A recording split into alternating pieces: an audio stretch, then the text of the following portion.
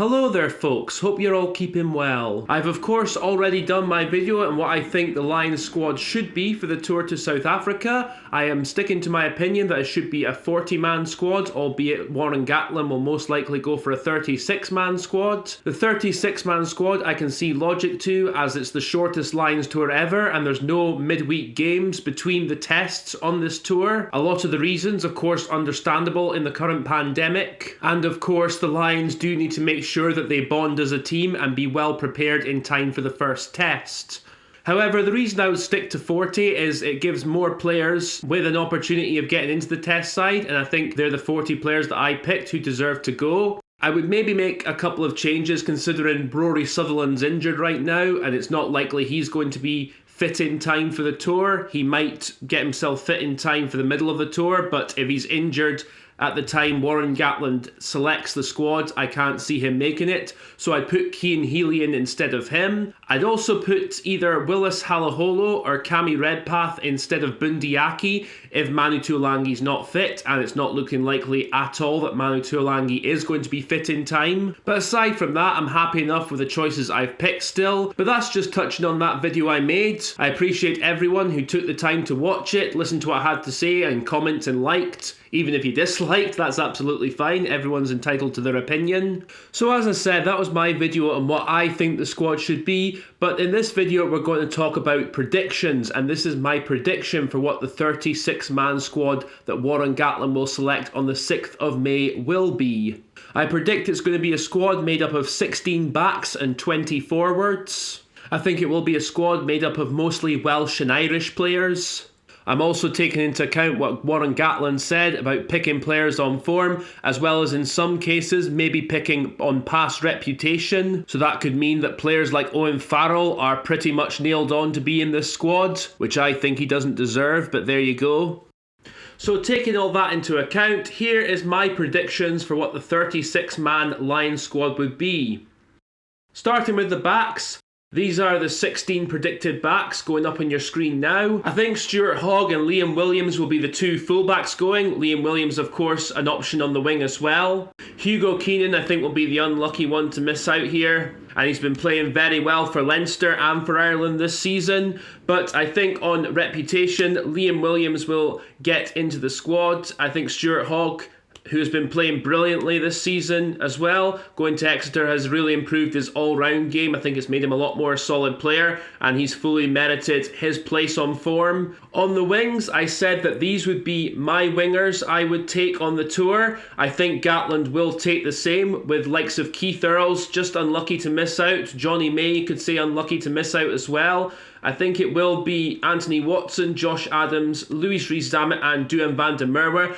I think despite his defensive frailties, van der Merwe will just get in because I think Gregor Townsend will just be able to convince Gatland that he could be a great impact on tour with his ability to score tries, his ability to break tackles, his ability to really scare defenders. Obviously, his defensive stuff is stuff that can be worked on. Louis Rees-Zammit, of course, with what he did in the Six Nations, I think he's proven he's more than deserving of going on the tour. Josh Adams as well, on reputation. I know Warren Gatland likes him as well, and he's a very solid finisher, solid under the high ball too. And of course, Anthony Watson, who was on the last Lions tour and has been one of England's better players this season. He can also, of course, cover fullback. And of course, he's a very reliable and consistent performer. The centres, I think Gatland will take George North as the versatility option there. Of course, he can play both wing and centre. But he will definitely also take Robbie Henshaw, who's been the form centre in the British Isles this season, without a doubt. Jonathan Davis, who is of course the player of the tour on the last Lions tour. I'm certain he'll be going on this tour. But I also think he'll have to work harder to get in the test team this time, because I do think there are other options who are in better form than him right now.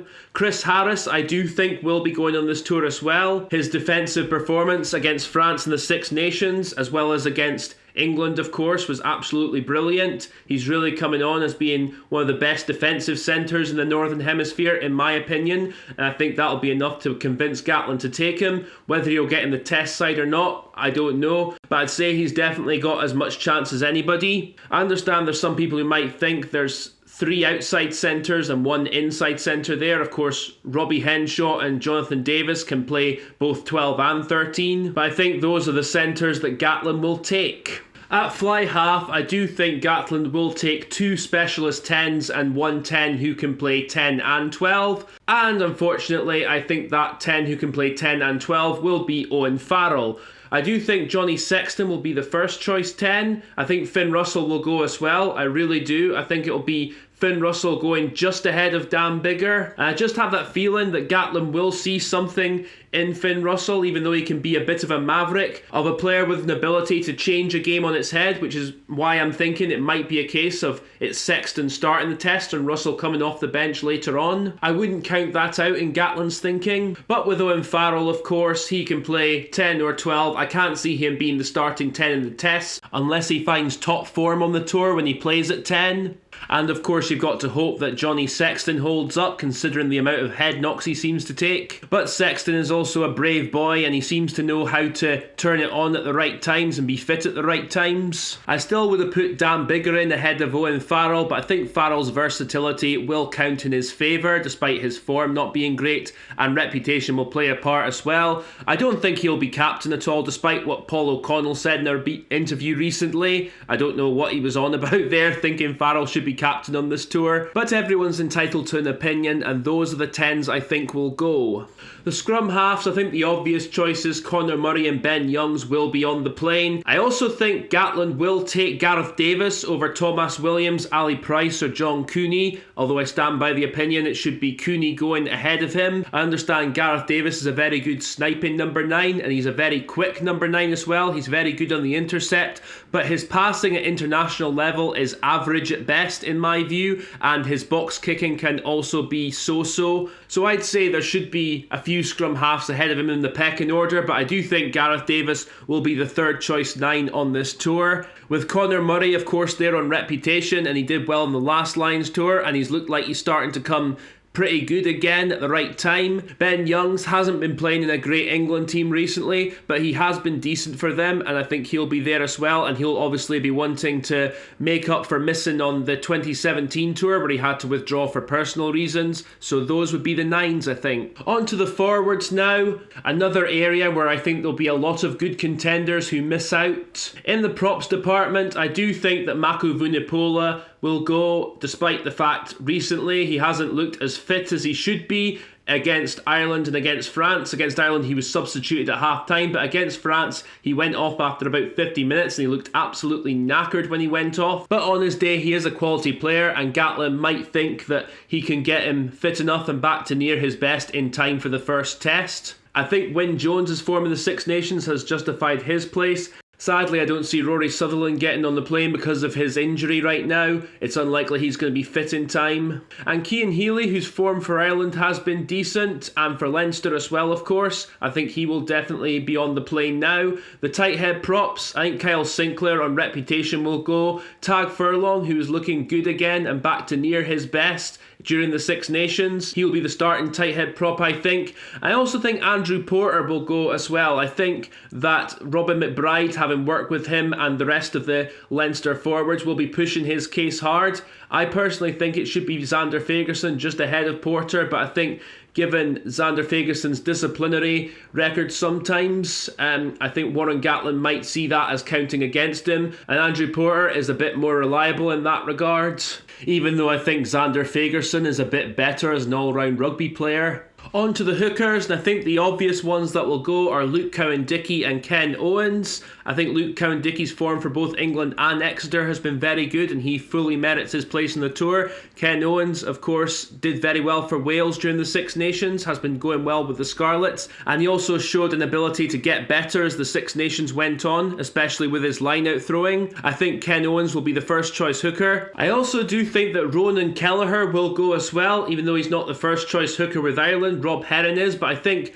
Ronan Kelleher is a very explosive player. I think, again, as I said with Andrew Porter, with Robin McBride coaching Leinster, he'll know all about what Ronan Kelleher is capable of and will really be pushing his case. I think he's also shown with Ireland in the Six Nations when he has played an ability to be explosive off the bench, an ability to carry the ball well, and he's also got good pace for a hooker too. So I think he will get on the tour as well, along with Cowan-Dickey and Owens. I really do. I think Jamie George will just miss out on this one. And let's be honest, he's another one who's not been good enough this season. And I just have that feeling that Gatland will see something a little bit more in Ronan Kelleher right now, with both the way he's playing and his abilities. The second row will be a hotly contested spot. I think the obvious ones going are, of course, Alan Wynne-Jones, who I think will also be the tour captain. Maro Itoje, I think, will go as well, just with his abilities. And if Gatland can manage to cut out the penalties he gives away, he will be back to near his best, I think. Also, Ian Henderson should be on the plane too. You can't discount his form for Ireland in the Six Nations. He was excellent. James Ryan, I think, as well, had a very good Six Nations when he played. Obviously, he got concussed in the game against Scotland and he hasn't played since, but if he recovers okay, I think he will definitely be on the plane, and he's another one with great ability. From a Scottish point of view, I sadly think Johnny Gray will just miss out. Same with Grant Gilchrist, who had a very good game against France. I think also Tag Byrne will definitely go as well. One of the best players in the Six Nations. He's been in great form for both Ireland and Munster this season. He's excellent over the ball, excellent at the choke tackle, very strong with ball in hand. And he would also be there as a possible back row option too, so he is definitely on the plane, I think. The back row, another hotly contested spot. There's of course going to be a lot of close calls here, but I think it will be 6 back rowers that go, with 3 options at number 8, 3 options at number 6 as well, and 3 options at number 7. This is close to the back row that I would take, only I would have Jamie Ritchie included as well. The likes of Sam Underhill and Josh van der Fleer could be other ones unlucky to miss out here. Same with Sam Simmons. But I think you have to take Tom Curry, Justin Tipperick and Hamish Watson as the 3 possible 7 options. Of course, Tom Curry can play 6 as well. Navidi's form for Wales has been very good, and of course he can play all of the back row positions. CJ Stander, 6 and 8. His form has been consistent again this season, and of course this is likely to be his swan song in international rugby, and what a swan song that could be. And Taulupe Faletau, who was the form mate in the British Isles over the Six Nations, and of course has been doing well for Bath as well since then.